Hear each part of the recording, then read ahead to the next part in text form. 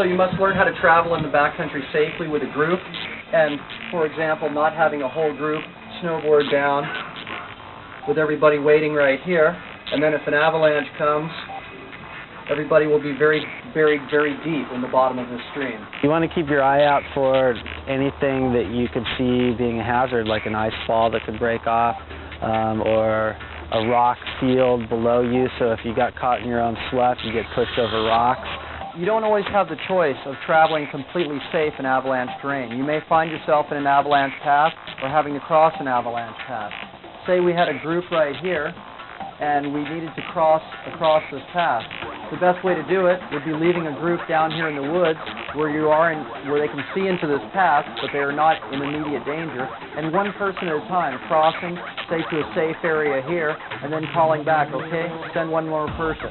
You have to hike up a safe spot. You can't just hike underneath a huge base or anything like that. You try and find some sort of solid ground, I guess rocks. You just want to take whatever the safest route is up to the top on some type of crest, so that if it rips, you're not going to get caught in it. Through the trees is always better than on an open bowl. There has been times where I've backed out of things because of avalanche possibility. I'm happy to let it wait a day, a couple days, let it settle out, get more stable. For the common user, for yourself, just learning how to recognize dangerous terrain and proceed through it properly is the way to go.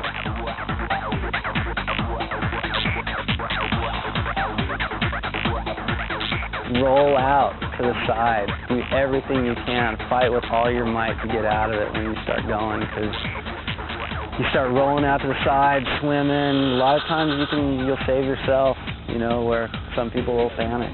Simple slough slides you can outrun. Just got to be fast and go for it. You know, maybe try and get behind something that's solid. If you are in a slide and you feel like you're underneath, maybe try and get off your snowboard, out of your snowboard. That's super hard unless you got clickers or something. Go ahead and get your hands in front of your face and start banging them as hard as you can so you can get an air pocket and try to spit out any snow that's in your mouth and get yourself an air pocket so that you can breathe.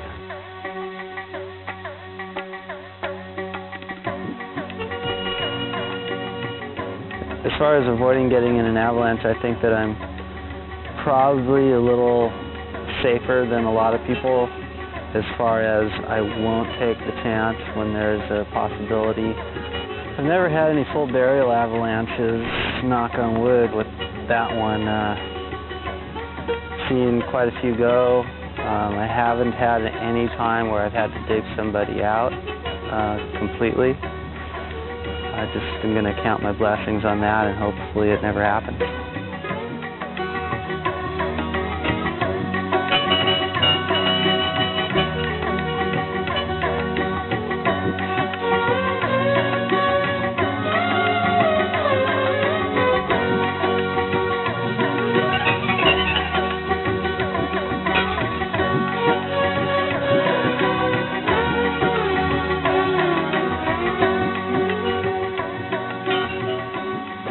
When I'm in the backcountry at a new place, I don't trust my own personal judgment a lot of times, but it'll be a combination of my judgment along with a guide that has been there for a while and knows what's going on. Go with a guide, go with someone that knows what's up. Don't just go run into the backcountry thinking you know what's going on, because it could be your last time.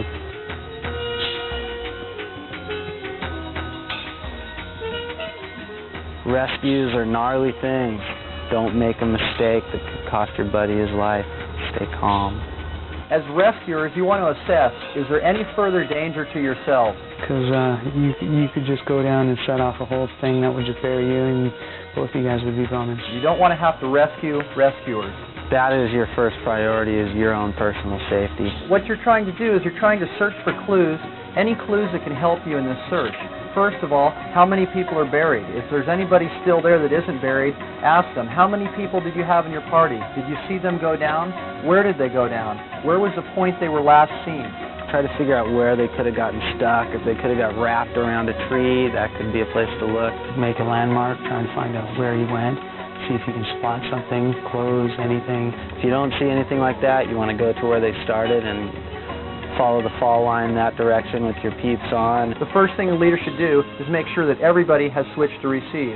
This is probably the most commonly made mistake in an avalanche search, is that one person will stay on transmit, and he's out there searching on transmit. It completely messes up the search.